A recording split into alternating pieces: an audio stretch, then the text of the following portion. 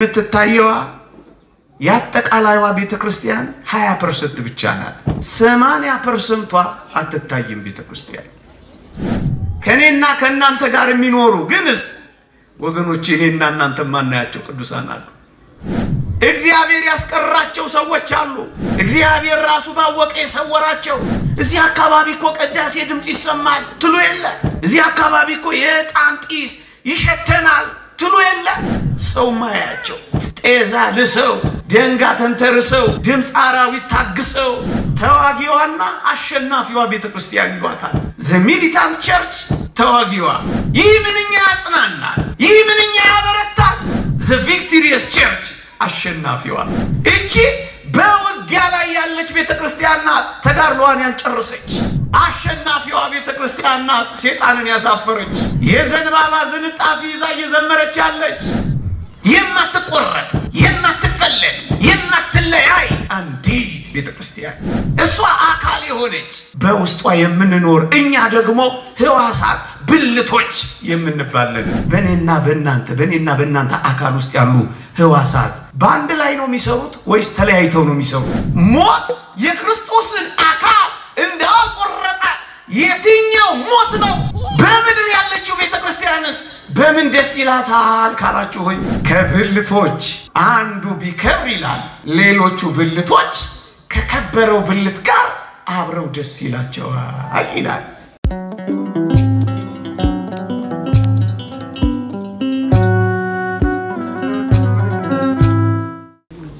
ክርስቶስ ተንሥአ እሙታን በአብይ ኃይል ወሥልጣን አሰሮ ለሰይጣን አጋዞ ለአዳም ሰላም ኮነ ክቡር አባታችን ሊቀ ሊቃውንት ቆሞስ አባ ጦመ ልሳን የገዳማችን አስተዳዳሪ ክቡር አባታችን መጋቤ ሐዲስ አባ ገብረ ኪዳን አባ ገብረ ማርያም የገዳማችን የስብከተ ወንጌል ኃላፊ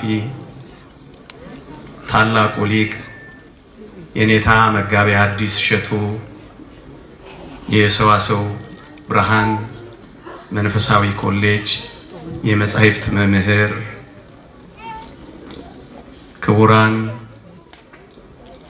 ሊቃውንተ ቤተ ክርስቲያን መምህራን ወንጌል ዘማሪያን የተወደዳችሁ የእግዚአብሔር ቤተሰቦች የእመቤታችን የቅድስት ድንግል ማርያም የአስራት ልጆች የመልአኩ የቅዱስ ገብርኤል ወዳጆች እንደምን ሰነበታችሁ እግዚአብሔር ይመስገን አሜን በቸርነቱ የጠበቀን ባጸደ መቅደሱ የሰበሰበን ስሙን እንድንጠራ ቃሉንም እንድንሰማ ይረዳን የአባቶቻችን አምላክ የኛም አምላክ ክብርና ምስጋና ለእርሱ ይሁን አሜን ቃሉን እንድንሰማ በቤቱ እንድናርፍ ደግሞ እሱን እንድናስበው ደግሞ እንድንጽናና እንድናመሰግነው እንድንዘምርለት ይጠራን በቃል ኪዳኑ የታመነ አምላካችን እግዚአብሔር በመካከላችን ተገኝቶ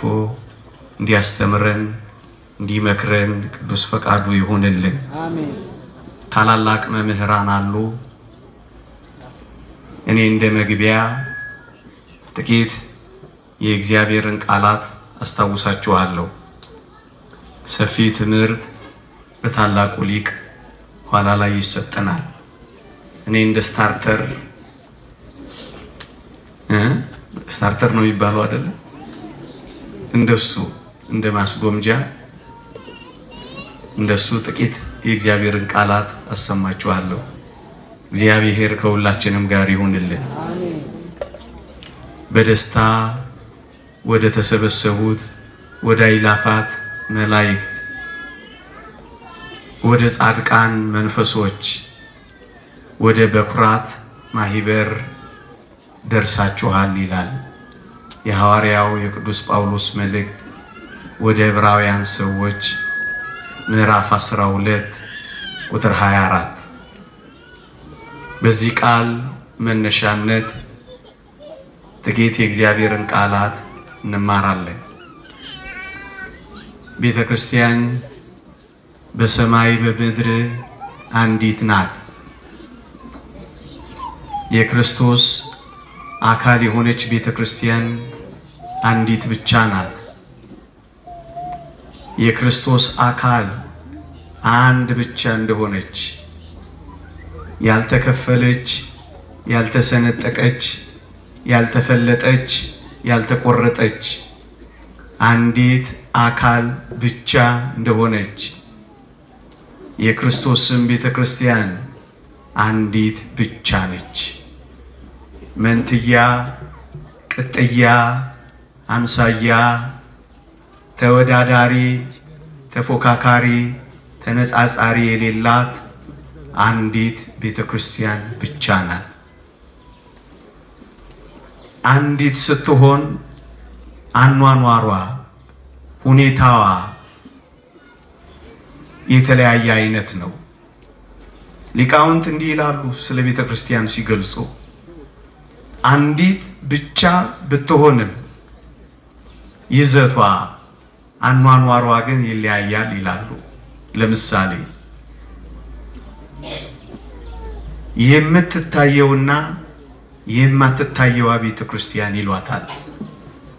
የምትታየው ቤተክርስቲያን እኔና እናንተ አሁን የምንኖርባት ናት። ጠባለ ኪዳን መሸለ ቁርባን የምንመላለስባት፣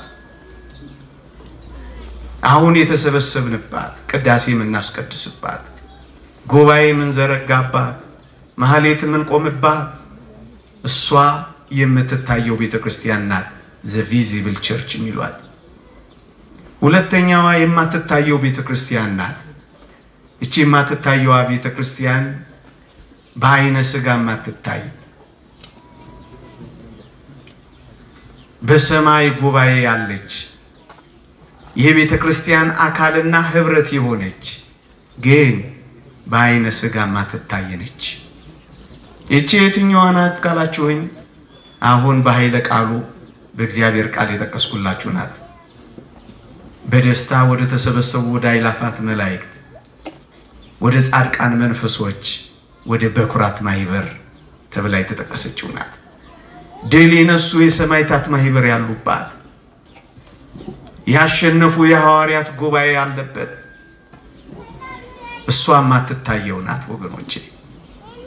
ሊቃውንት ሲገልጹ ምን ይላሉ መሰላችሁ? የምትታየው ቤተክርስቲያን ከአጠቃላይዋ ቤተክርስቲያን 20% ብቻ ናት ይላሉ። ልድገመው።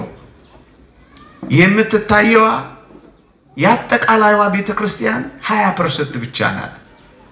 80% አትታይም ቤተክርስቲያን። ይሄን በማስረጃ ላሳያችሁ። የትኞቹ ናቸው እነዚህ የማይታዩ ካላችሁኝ፣ አንደኛ በደስታ የተሰበሰቡ አእላፋት መላእክት ወገኖቼ፣ አብረውን ይኖራሉ ግን አናያቸው። ከኛ ጋር ናቸው ግን አናያቸው። በደስታ የተሰበሰቡ መላእክት በዕለተ እሑድ የተፈጠሩ አሁን የማይበድሉ አንድ ጊዜ እንደተፈጠሩ የሆኑ የማይባዙ እነዚህ በደስታ የተሰበሰቡ አእላፋት መላእክት የማይታዩ ናቸው። አንድ ሁለተኛ በአጸደ ነፍስ በገነት ያሉ ቅዱሳን፣ ጻድቃን፣ ንጹሃን እግዚአብሔር ያሳያችሁ ከፍጥረት መጀመሪያ ጀምሮ እስካሁኗ ቅጽበት የተጨመሩ እጅግ በርካታ የሆኑ እነዚህ በአጸደ ገነት ያሉ የማይታዩ ናቸው። ሁለት ሶስተኞቹ በብሔረ ሕያዋን ያሉ ሞትን ያልቀመሱ እንደነ ሄኖክ እንደነ ኤልያስ ያሉ እነዚህ ማይታዩ።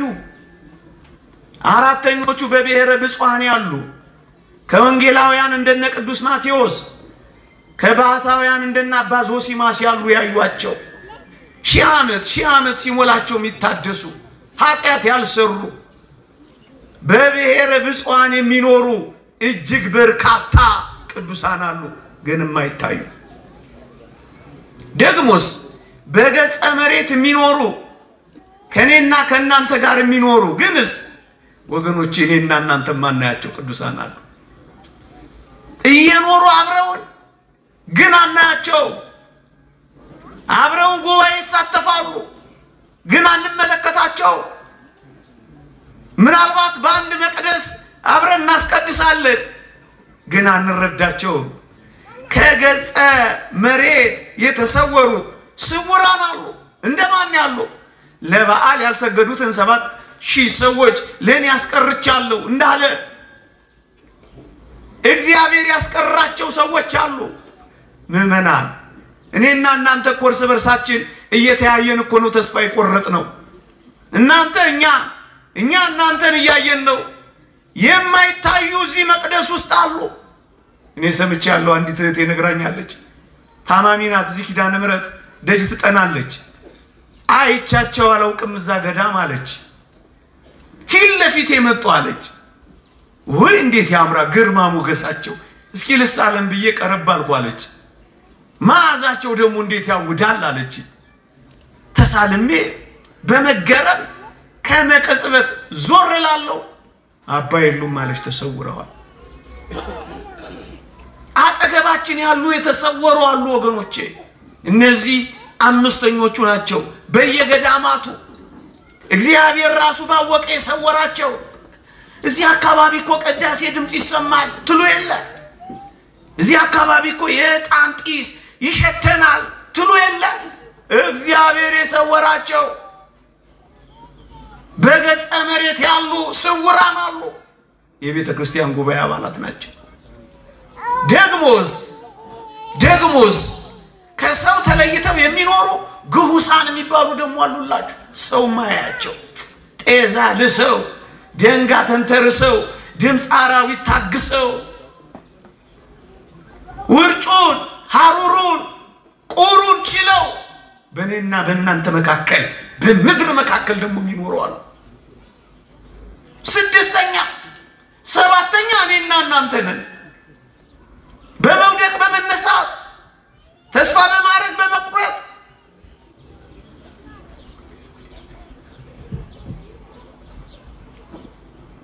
በመበርታት በመድከም የምንኖር እኔና እናንተ ደግሞ አለን እዩ ስድስቱ አይታዩም ሰባተኛዋ ብቻ ትታያለች እኔና እናንተ ለዚህ ነው 80% ማትታየናት ያሉት ሊቃውንቱ የምትታያለች ግን አንዲት ናት የቤተ ክርስቲያን አካል ናት የቤተ ክርስቲያን ጉባኤ ናት አንድ ሁለተኛዋስ ተዋጊዋና አሸናፊዋ ቤተ ክርስቲያን ይሏታል the militant church ተዋጊዋ the victorious church አሸናፊዋ ተዋጊዋ የቷ ናት ይሄው እኔና እናንተ የምንኖርባት ከቆያት ፍትወታት ጋር ከኃጢአት ጋር እየተጋደልን የምንኖርባት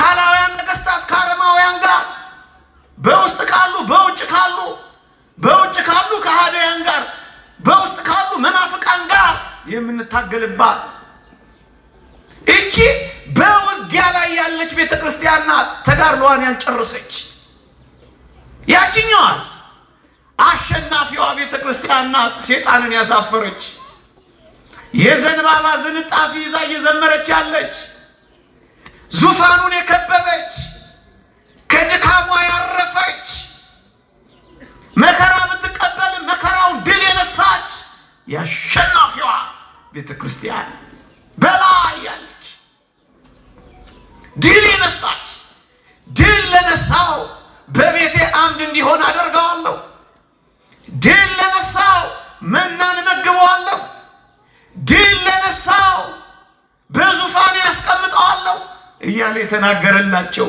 ድል የነሱ የበኩራት ማይበር ድል የነሱ የመስተጋድላን ሀገር የቤተ ክርስቲያን ጉባኤ ናት ግን በሰማይ አለች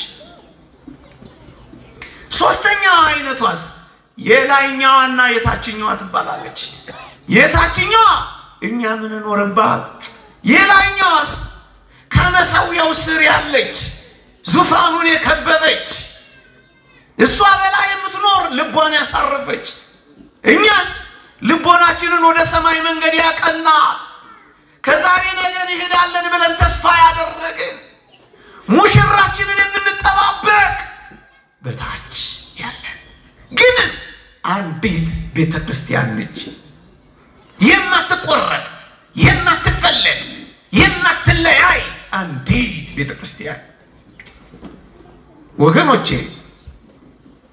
ቤተክርስቲያን የክርስቶስ አካል ናት መጽሐፍ ቅዱስ እንዲህ ይላል አካሏ ስለሆነች ቤተክርስቲያን ይላል ጉባኤ ይሄ ጉባኤያችን አሁን የዘረዘርኩላችሁ ሰባቱ የቤተክርስቲያን ጉባኤ የክርስቶስ አካል ትባላለች አካለ ክርስቶስ ትባላለች ክርስቶስ ራሷ ይሆነላት እሷ አካል የሆነች በውስጧ የምንኖር እኛ ደግሞ ሕዋሳት ብልቶች የምንባለን እቺ ነጥብ ያዙልኝ ስለምፈልጋት ነው እስኪ ልጠይቃችሁ ቤተክርስቲያን አካል ከሆነች በውስጧ የምንኖር ሕዋሳትና ብልቶች ከሆን ምእመናን በኔና በእናንተ አካል ውስጥ ያሉ ሕዋሳት በአንድ ላይ ነው የሚሰሩት ወይስ ተለያይተው ነው የሚሰሩት እስኪ ንገሩኝ በአንድ ላይ ወይስ ተለያይተው በአንድ ላይ አይደል እንደሚሰሩት ክርስቲያኖች በአካል ውስጥ ያሉ ሕዋሳት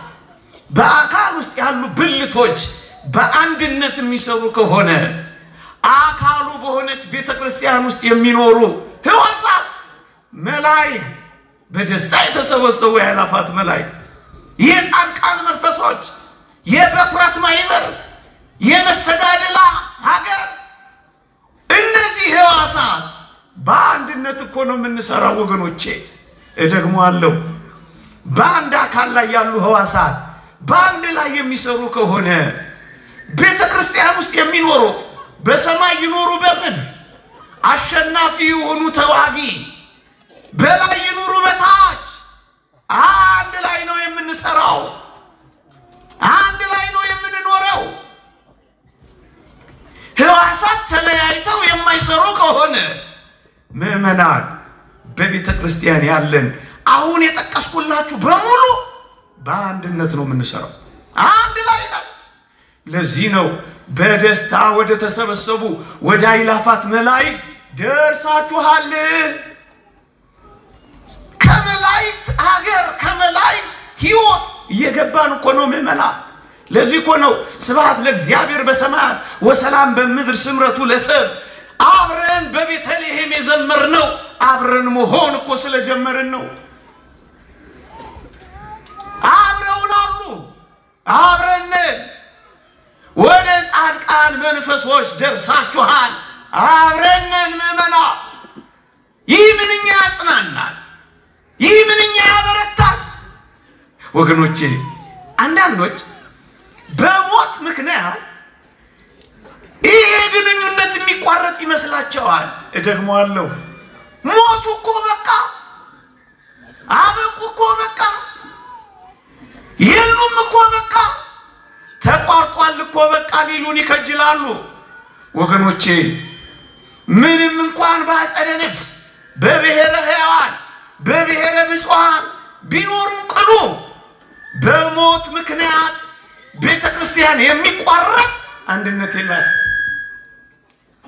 በሞት ምክንያት አትቋረጥም ምእመናን እስኪ ልጠይቃችሁ በሞት ምክንያት ከክርስቶስ አካልነት ይቆረጣሉ በሞት ምክንያት ከክርስቶስ ሕዋስነት ይለያያሉ ሞት የክርስቶስን አካል እንዳቆረጠ የትኛው ሞት ነው የቤተክርስቲያንን አካል የሚቆራረጠው ቤተክርስቲያን ለዚህ ነው በሞት ምክንያት የሚቋረጥ አንድነት የለንም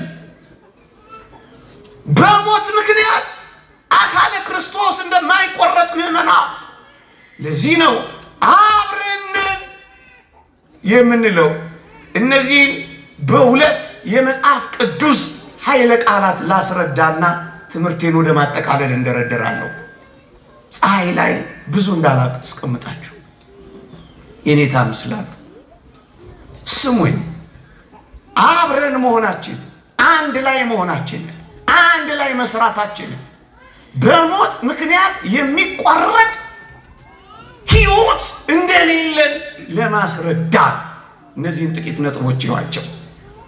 የመጀመሪያው የእግዚአብሔር ቃል እንዲህ ይላል፣ በአንድ ኃጥእ ንስሐ መግባት በሰማይ ታላቅ ደስታ ይሆናል ይላል ጌታችን። በሞቴ ስሙኝ፣ በአንድ ኃጥእ ንስሐ መግባት በሰማይ ደስታ ይሆናል ይላል። ወገኖቼ አንድ ኃጥእ ንስሐ የሚገባው እኮ በምድር ነው እንጂ በሰማይ አይደለም። እውነት አስብ። በምድር በሚገባው ኃጢአተኛ ምክንያት ንስሐ በሚገባው ኃጢአተኛ ምክንያት በሰማይ ያለችው ጉባኤ ትዘምራለች። እየሰማችሁኝ ነው? ታውቃለች አታውቅም? ታውቃለች። ለዚህ እኮ ነው የምትዘምረው። አንተና እኔ ንስሐ ስንገባ ታውቃለች። ለዚህ እኮ ነው እልል የምትለው። የላይኛ በእኛ መመለሳችን እልል ትላለች። የላይኛ በእኛ መጸጸታችን ትደሰታለች። በአንድ ኃጥእ ንስሐ መግባት በላይ በሰማይ ጉባኤ ደስታ ይሆናል። ለምንድን ነው ደስ ያላቸው? አብረው ስላሉ፣ የቤተ ክርስቲያን ጉባኤና አባላት ስለሆኑ፣ አብረው ስላሉ። ምዕመናን እኛ በአጸደ ሥጋ እነሱ በአጸደ ነፍስ ናቸው እንጂ አብረን ደርሳችኋል የሚለው ይህንን ነው። እነሱ የጨረሱና ያገኙ ናቸው። እኛ መንገድ ላይ ነን እንጂ አብረን። እኛ በእምነት እንመላለሳለን፣ እነሱ በማየት እየኖሩ ነው እንጂስ አብረን። እነሱ ተስፋቸውን ያገኙ፣ እኛስ በተስፋው የምንኖር ነን እንጂስ አብረን። ለዚህ ነው እኮ ደርሳችኋል የሚለን። ምዕመናን ወደ ክርስቶስ እንደርስ ተጠምቀን፣ ወደ ክርስቶስ እንደርስ ቆርበን፣ ወደ ክርስቶስ እንደርስ አምነን ወደዚህ ጉባኤ አብረን ነው የምንደርሰው። ስለሚያዩ እኮ ነው ደስ ያላቸው፣ ስለሚያውቁ እኮ ነው የዘመሩት። አንድ ሁለተኛ ላስረዳችሁ። በሞቴ በሰማይ ያለችው በእኔና በእናንተ ንስሐችን ደስ ይላታል አለ። አብረን ስለሆነ በምድር ያለችው ቤተክርስቲያንስ በምን ደስ ይላታል ካላችሁ ሆይ በአንደኛ ቆሮንቶስ መልእክት ምዕራፍ 12 ቁጥር 26 እንዲህ ይላል። ስሙኝ በሞቴ ከብልቶች አንዱ ቢከብር ይላል ሌሎቹ ብልቶች ከከበረው ብልት ጋር አብረው ደስ ይላቸዋል ይላል። ስሙኝ ልድገመው። እዩ ቅድም አንድ ቃል ነግሬያችኋለሁ። ክርስቶስ የቤተ ክርስቲያን ራስ ነው። ቤተ ክርስቲያን አካል ናት። በአካል ውስጥ በቤተ ክርስቲያን ውስጥ የሚኖሩ ከቅዱሳን መላእክት ጀምሮ እስከኛ ድረስ ብልቶችና ሕዋሳት ይባላሉ ብያችኋለሁ። የአካሉ ብልቶች ነን ይላል ኤፌሶን መልእክት ምዕራፍ 5 ቁጥር 20። ስለዚህ ከነዚህ የቤተ ክርስቲያን ጉባኤ ከነዚህ የቤተ ክርስቲያን አባላት አንዱ ሲከብር ሌሎቹ አብረው ደስ ይላቸዋል፣ ያኮርፋሉ፣ ደስ ይላቸዋል፣ ደስ ይላቸዋል። ከብልቶቹ አንዱን የከበረው ግን ሌሎቹ ምን ይላቸዋል? አብረው ደስ ይላቸዋል። ምዕመናን ለዚህ እኮ ነው ሰማዕታትን የሰማዕትነት ቃላቸው ቀናቸውን ስናከብር ለምንድን ነው በዓላቸውን የምናከብረው? ለምንድን ነው ቆመን የምናጨበጭብላቸው? ለምንድን ነው ፀሐይ እየተመታን እልል የምንልላቸው? ለምንድን ነው ቅኔ የምንቀኝላቸው? ለምንድን ነው ከበሮ የምንመታላቸው? የኔና የእናንተ ወንድሞቻችን ናቸው። ከብልቶቹ አንዱ ከብሯላ። ርኩሳት መናፍስት፣ የሰማይ ኃይላት፣ አጋንንት ሰራዊት፣ አላውያን ነገስታትን ድል ስላደረገ ከብልቶቹ ጋር አብሮ ደስ ይላቸዋል። በምድር ያለችው በተጋድሏቸው ጸንተው ሲያሸንፉ ደስ ይላታል። ከብልቶች አንዱ ቢከብር ሌሎቹ ብልቶች አብረው ደስ ይላቸዋል። አብረን እልል እንላለን። ወገኖቼ ይሄ በጣም ቀላል ምሳሌ ልስጣችሁና ነገሩን ግልጽ ላድርግላችሁ። እስኪ ልጠይቃችሁ። ኃይሌ ገብረስላሴ ከ27 ከ28 ጊዜ በላይ ሪከርድ ሰብሯል በሞቴ ኃይሌ ሲያሸንፍ እኛ አብረን አላሸነፍንም አሸንፈናል ኃይሌ ሲያለቅስ አላለቀስንም አንብተናል ኃይሌ ወኋላ ሲቀር ልባችን ወደ ኋላ አልቀረም ቀርቷል ኃይሌ ብቻ ሳይሆን ኃይሌ ኢትዮጵያና ኢትዮጵያውያን ስለሆነ ሲታመን ታመናል ሲያነባ አንብተናል ሸብረክ ሲል ወድቀናል ለምን አብረን ሮጠናል እኛ ነው ወገኖቼ አንዳንዶች እንዲህ አይነቱ ሐሳብ ስለማያውቁት እንዲህ አይነት ቅዱሳን መስተጋድላን ሰማዕታት ስናሞግሳቸው ስናከብራቸው ከፍ ስናደርጋቸው እንዳልተቋረጠን ማሳያ መሆናቸው አይገባቸውም ቅር ይላቸዋል ይበሳጫሉ እዩ የላይኛው በእኛ ንስሐ የታችኛው በእነሱ ድል ደስ ይላታል ብልቶቻችን ናቸው ከብልቶች አንዱ ቢከብር ሌሎቹ ብልቶች ደስ ይላቸዋል የቤተ ክርስቲያን አባላት እኛ ደስ ይለናል ስለዚህ እናጨበጭባለን እንዘምራለን ቀናቸውንም እናከብራለን እንዴ ምዕመናን ኃይሌ ላሸነፈው ምን ነው እኛ ደስታችን ካልንኮ ኃይሌ ብቻ አይደለም እኛ ምንን እኛን ወክሎ ነው የቆመው ለዚህ እኮ ነው አፍጥጠን የተመለከትነው ለዚህ እኮ ነው ሲመጣ አንዳንዶቻችን በትከሻችን ሳይቀር የተሸከምነው ምዕመናን አንዲት የሆነች ይህች የቤተ ክርስቲያን ጉባኤ ድል ያደረገች ቅዱስ ጊዮርጊስን የምታጨበጭብለት የምታሞግሰው የምታከብረው ለምን ይመስላችኋል ቤተ ክርስቲያን ናታ እኛም ነና ይሄንን ትምህርት ለምን የመረጥኩት ይመስላችኋል ሰሞኑን አንድ ሰው በዚህ በማህበራዊ ሚዲያ ሰምቻለሁ ጊዮርጊስ እንዲያና እንዲ ሆነው አረ ለራሱ ጉዳይ ነው እንደውም ሰምቻለሁ ደስ የማይል ቋንቋ ለሃጃው ነው ሲል ሰምቻ ያዝኜ ነው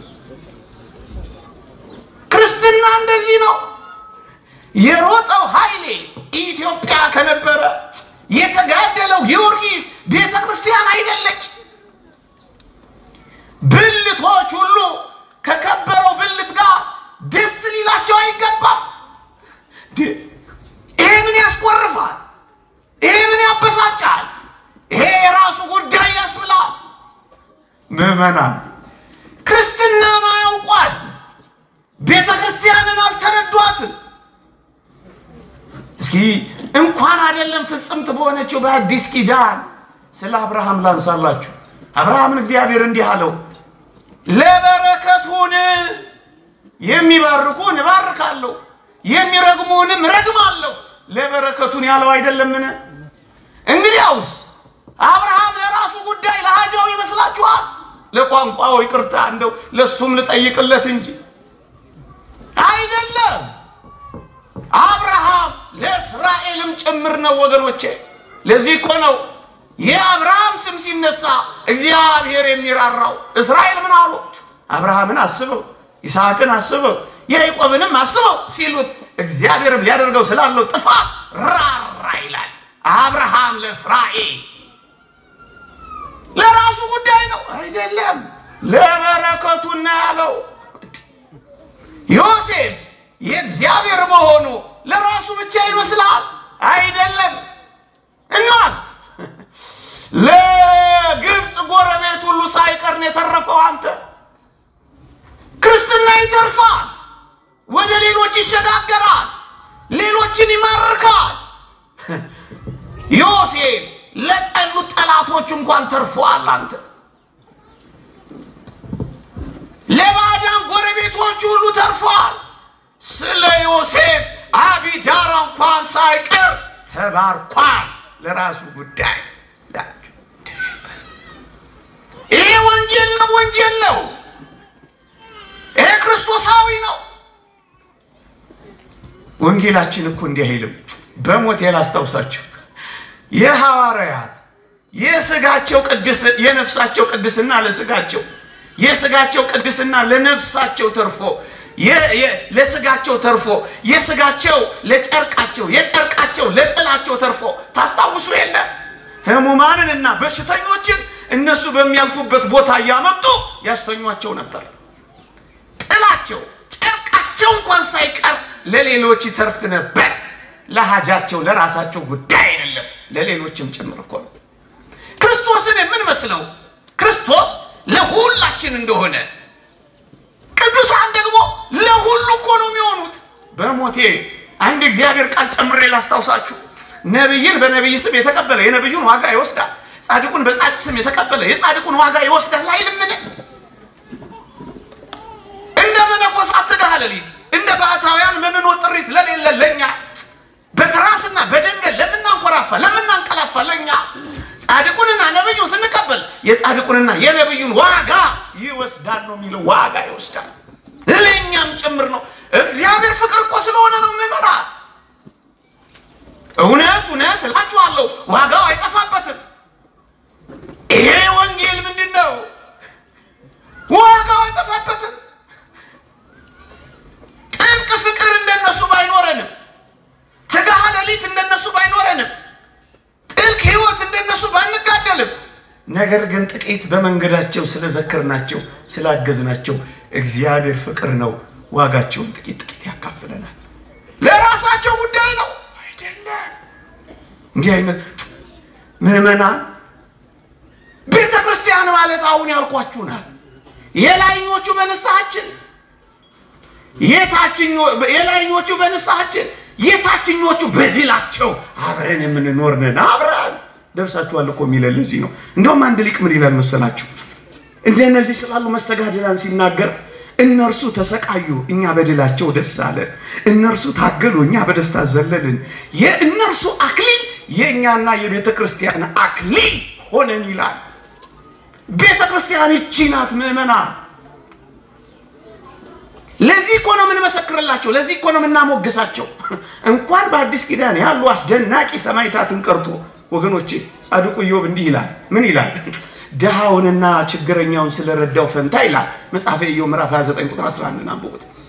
ድሃውንና ችግረኛውን ስለረዳው ፈንታ ይላል ያየችኝ አይን ሁሉ መሰከረችልኝ፣ የሰማችኝም ጆሮ አሞገሰችኝ ይላል።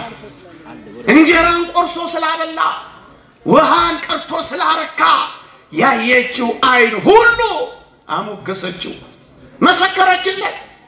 ወገኖቼ በረከታቸው ረድኤታቸው ሰናይ ገሪሆሙ ለእለ ይዜኑ ሰናይ ዜና የምስራችን ያወራ ከልዋሪቆን እስከ ደማስቆ የገረገረ የተሽከረከረ የእግራቸው ሸጎና እስኪነቀል ድረስ የተንከራተተ ወንጌልን ያስተማረ እነዚህ የወንጌልን ማዕድ አጠገቡን፣ የእግዚአብሔርን ፍቅር አረኩን። ስለዚህ እናሞግሳቸዋለን፣ ደግሞስ እንመሰክርላቸዋለን። ምክንያት ብልቶቻችን ወንድሞቻችን ናቸው። አንተ ወንድምህን የራሱ ጉዳይ ካልክ ይቅርታ አድርግልኝ ነውረኛ ይሆንክ ነው ማለት ነው።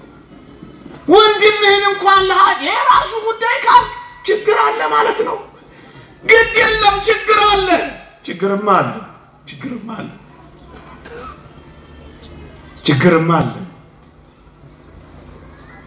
ለዚህ ነው አባቶቻችን እንደማያስፈልጉን እስከንቆጥራቸው ድረስ የሚያደርሰን ምን ነገር አለ? ምን አደረጉን? ምዕመናን አንድ ሁለት ነገር ብቻ ነግሬያችሁ ላብቃ። በወገኖቼ እንኳን አይደለም ለኔና ለናንተ ለከበረው ሐዋርያ እስከ ሶስተኛው ሰማይ ለተነጠቀው ቅዱስ ጳውሎስ እንኳን የተሰሎንቄ ምዕመናን ጸሎት ያስፈልገው ነበር። ልድገመው፣ የራሳችሁ ጉዳይ ነው አላላቸው። አፋችሁ ለኔ ደግሞ እንደሚገባ ገልጠው ዘንድ ጸልዩልኝ እያለ ለመናቸው እንጂ ጸሎት የሚገባው ሰው ባይሆን እንኳን እስከ ሶስተኛው ሰማይ የተነጠቀ ቢሆን እንኳን ምዕመናን የምዕመናንን ጸሎት እኮ እንደሚያስፈልገው አምኗል። ያስፈልገናል የራሱ ጉዳይ የሚባል እኮ አይደለም።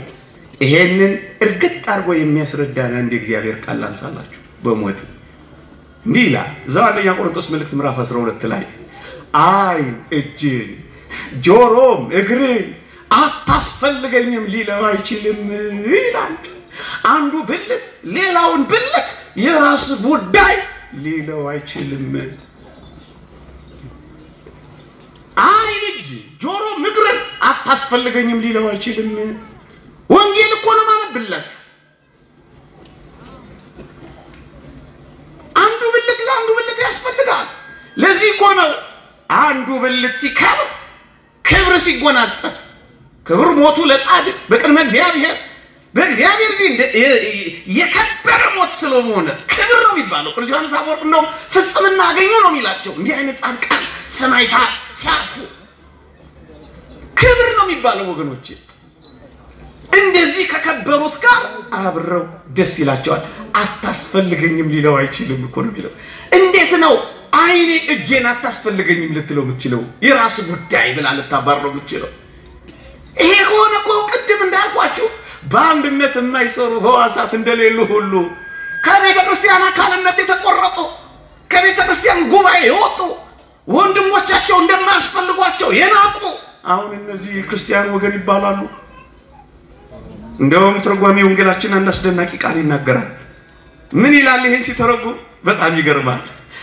ራስ ይላል። ይሄ አካል የሆነው ራስ ቅድም ያልኳችሁ ራስ የሆነው ክርስቶስ አይደለም።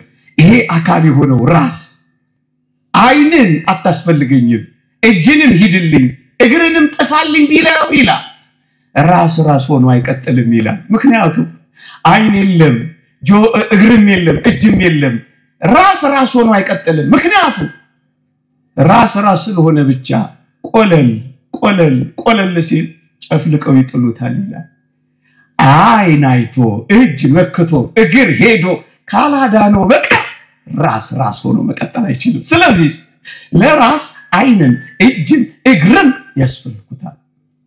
ማን ነው የራሱ ጉዳይ ብሎ ሊጥለው የሚችለው ወገኖቼ? ቤተክርስቲያን ማለት ይችላል። በደስታ ወደ ተሰበሰቡ ወደ አእላፋት መላእክት ወደ ጻድቃን መንፈሶች ወደ በኩራት ማህበር ደርሳችኋል የተባለው ለዚህ ነው። ይቆያል። የእግዚአብሔር ቸርነት የእመቤታችን አማላጅነት ቅዱሳን በረከት ረድኤት አይለየን። ስታርተር ብዬ ዋና አላረኩትም አይደል? ይቅር ይበለኝ።